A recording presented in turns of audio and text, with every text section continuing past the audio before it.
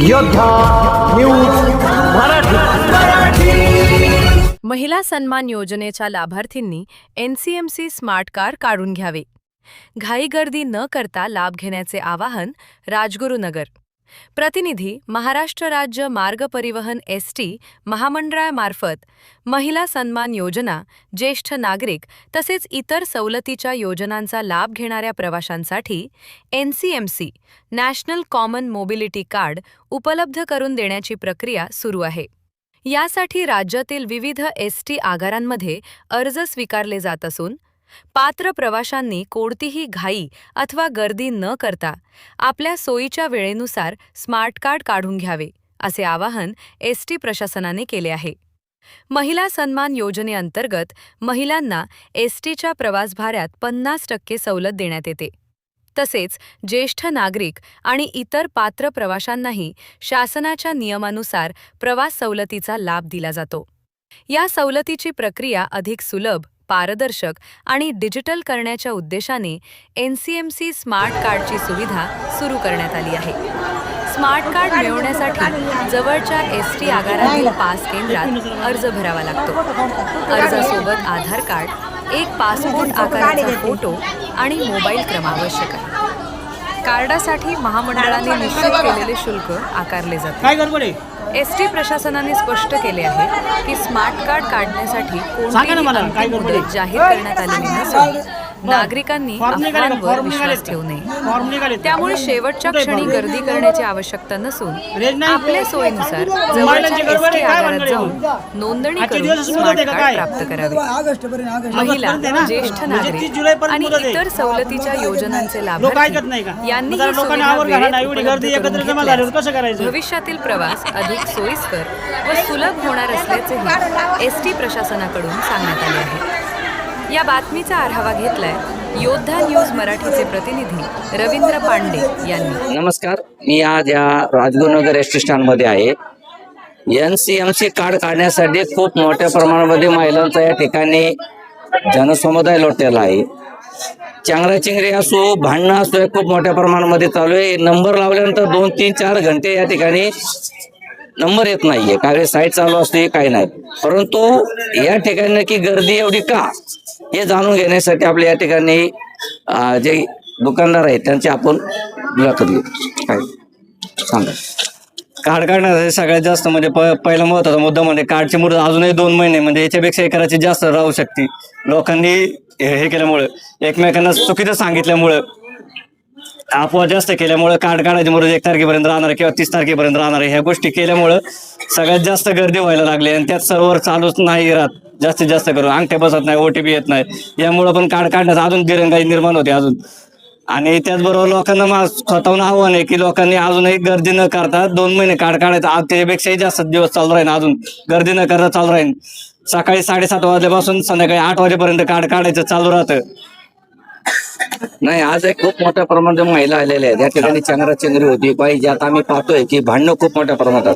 त्याच्यावर तुम्ही नियंत्रण कसं करता? आम्ही लोकांना सांगतोय की तुम्ही नाव नोंदणी करा किंवा नाव लिहून द्या अगोदर, पण लोक ऐकत नाही। लोकांमध्ये हा माझ्या पुढे गेला, तो माझ्या पुढे गेला, हे पण कारण सगळ्यात जास्त होते। एकमेकांना समजून कोणीच घेत नाहीये, ते एक सगळ्यात महत्वाचं कारण आहे की माझं पहिलं कसं होईल की माझ्या पुढे अजून 2 नंबर कुठे कसे मध्ये घुसवत, हे जास्त कारण आहे पहिलं। आता तुम्ही महिलांना काय आवाहन करता? महिलांना हेच आवाहन करेन की गर्दी करू नका, 2 महिने अजूनही कार्ड काढायचं काम चालू राहणार आहे, बंद राहणार नाही। त्यामुळे जेवढं शक्य आहे तेवढं निवांत या, गर्दी करू नका, जेवून खाऊन या, जास्त करून उपाशी पोटी कोणी येऊ नका। माझं असं एक वैयक्तिक म्हणणे की प्रत्येक गावातले ना, प्रत्येक गावात पाहिजे, ग्रामपंचायतीमध्ये हे चालू पाहिजे। बरं, कारण अशी गर्दी होणार नाही, बायका खूप लांबून लांबून येतात, कोणी जेवून येत आहे, कोणी उपाशी येत आहे, ही चास कामांवरून आलेली, मग कोणी भीमाशंकरवरून आल्यात, कोणी चासवरून आल्यात। एकच गाडी मुकामाची, त्या गाडीला नाही झालं तर आम्ही कुठं जायचं? मग कुठं राहायचं कुठं? 40 किलोमीटर लांबून आलेलो आहे आम्ही। सकाळी 7 वाजता निघालो, तेव्हा इथं 10 वाजता आलो। असं माझं वैयक्तिक म्हणणे। कोण बोलतोय? अजून कोण बोलतोय? बोला, कोण बोलणार आहे? या ठिकाणी जे कार्ड काढून देतात त्यांना नक्की काय समस्या येते ते आपण आज या ठिकाणी जाणून घेऊ. मॅडम सांगा. सर्व्हर प्रॉब्लेम येतोय. 10:30 नंतर पूर्ण मशीन एकदम स्लोली चालतं 2:30-3 वाजेपर्यंत. त्याच्यानंतर मशीन पूर्णपणे फास्ट चालतं, पण जे लांबून लोक येतात त्यांना एसट्या नसतात, त्याच्यामुळे ते निघून जातात आणि त्यांच्या एसट्या येतात तिथं 11, 10:30, 11 नंतर. त्याच्यामुळे त्यांना लाईन लावायला लागते, थांबावं लागतं. म्हणजे 10:30 नंतर मशीन पूर्ण स्लोली होतं, ते चालतं 2:30-3 नंतर ते चालू होतं. आणि मग त्याच्यानंतर त्यांच्या गाड्यांचा प्रॉब्लेम असतो. काहींना 4 वाजता असते, काहींना 5 वाजता असते, ते जातात निघून. त्याच्यामुळे ही गर्दी होती. आणि वयस्कर लोकांचे अंगठे बसत नाहीये, काहींकडे मोबाईल नाहीये, काहींच्या मोबाईलला रेंज नाहीये, OTP येत नाहीये, त्याच्यामुळे हा प्रॉब्लेम होतोय. तुम्ही आता महिलांना काय आवाहन करू शकता या माध्यमातून? त्यांना एकच आहे की अजून 2 महिने चालू आहे, त्यांची अफवा कोणीतरी केली का हे मशीन उद्यापासून बंद होणार आहे, आज शेवटची मुदत आहे, आजच काढून घ्या, त्याच्यामुळे ही गर्दी झालेली. त्याच्यामुळे त्यांना जसं टाइम भेटल तसं यावं, आम्ही त्यांना हेच सांगू शकतो. आज आपण या ठिकाणी जे महिलांचे जे मोठ्या प्रमाणात चंद्रचंद्र होऊ नये त्यांच्या नक्की काय समस्या आहेत त्या जाणून घेतलेल्या आहेत. त्यानंतर आपण या ठिकाणी Khed depot manager Takalkar madam आहे त्यांच्याशी बातचीत करण्यासाठी आलो की नक्की जी NCMC स्कीम आहे शासनाची त्याबद्दल माहिती आणि ती किती दिवस चालणार आहे महिलांसाठी त्यांच्याकडून माहिती घेऊ. नमस्कार मॅडम. नमस्ते. नमस्ते. आता आम्ही आता वैभव ज्वाराच्या ठिकाणी गेलो होतो, त्या ठिकाणी खूप मोठ्या प्रमाणामध्ये महिला आहेत की त्यांची चंद्राचे ते कार्ड काढण्यासाठी. तर ते नक्की कार्ड किती दिवस चालणार आहे, त्याची मुदत किती आहे ते आम्हाला सांग. आता NCMC कार्ड ही शासनाची शासनाने सवलत दिलेली आहे. सवलतीसाठी कार्ड बनवायला प्रवाशांना सांगितलेलं आहे. ते आता सवलती जवळजवळ 51 सवलती आहेत आपल्या. त्याच्यामध्ये विद्यार्थी मोठ्या प्रमाणात आहेत. विद्यार्थिनी ज्या पासाची सवलत दिली जाते. पुन्हा ज्येष्ठ नागरिक आहे, अमृतचे प्रवासी आहेत, त्यांना ते कार्ड बंधनकारक आहे. तर त्याच्यासाठी आता म्हणजे एक खिडकी होती आपली जे वैभव राक्षे त्यांच्याकडे ते आपण तिथं NCMC कार्ड काढत होतो. आता त्या प्रवाशांची गर्दी लक्षात घेऊन आपण दुसरी खिडकी ओपन केलेली आहे. परंतु प्रवासी एकदम येऊन आरडाओरडा गोंधळ घालतात. तर ते नेटचा प्रॉब्लेम पण होतो काही कारण ते काय आपल्या हातातलं नाहीये. कार्ड काढल्याच्या नंतर ते लगेच भेटत नाहीये. आता विद्यार्थी मोठ्या प्रमाणात आहेत, कॉलेज मोठ्या प्रमाणात आहेत. विद्यार्थी जवळजवळ 3,000 ते 3,500 विद्यार्थी प्रवास करतात रोजचे. त्यांनाही ते पास काढायचे, परंतु त्यांनी अजून पास काढलेले नाहीये विद्यार्थ्यांनी. पण ज्येष्ठ नागरिकांचाच एवढा गोंधळ आहे. तर मी त्यांना आवाहन करते की ते लगेच कार्ड बंद होणार नाही. आधार कार्डवरती अजून कुठेही प्रवास नाकारला असं कुठेही झालेलं नाहीये, किंवा असं GRही निघालेलं नाहीये की आम्ही तुम्हाला NCMC कार्ड असेल तरच प्रवास करू देऊ, आधार कार्डवरती प्रवास करू देणार नाहीये. म्हणजे असं कुठेही हे नाहीये, लिखित अजून GR निघालेलं नाहीये. त्याच्यामुळे प्रवाशांनी असा गोंधळ घालू नये आणि तिथं गर्दीही करू नये. जेव्हा आपल्या लाईनने नंबर येईल त्यावेळेस ते काढून गेले. त्यावर 2 खिडकी ओपन त्याच्यासाठी केलेले आहे. ते संध्याकाळी 8 वाजेपर्यंत चालू असतं.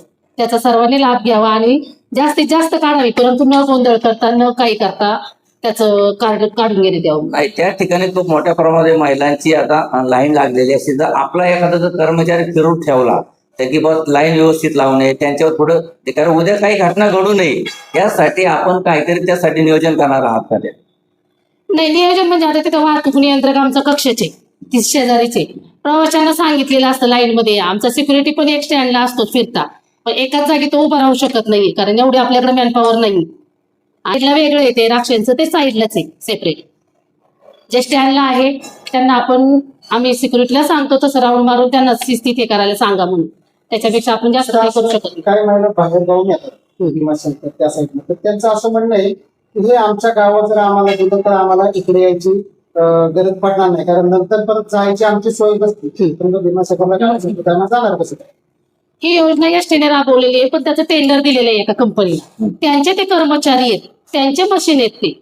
त्याच्यामुळं आपण फक्त तिथं आपली सोय करून दिलेली आहे त्यांनी जर अजून तिथं मशीन वाढवल्या, त्या गावांमध्ये कोणी एजंट असेल त्यांनी जर त्या मशीन खरेदी केल्या, तिथं चालू केलं तर काही प्रॉब्लेम नाही. त्यांनी तसा संपर्क मनसर आगाराला करावा, ते तिथे अवेलेबल करून देतील त्यांना. करू शकतात? हो, करू शकतात. त्यांना त्या मशीन आहेत, त्या मशीन अवेलेबल झाल्या ते करू शकतात, काही प्रॉब्लेम नाही. सगळे मशीन अवेलेबल झाल्या. हा, त्याची काय ते अमाऊंट आहे ते स्वतः बघतात, म्हणजे ती कंपनी बघते, आमच्याकडे त्याचं काही नाही.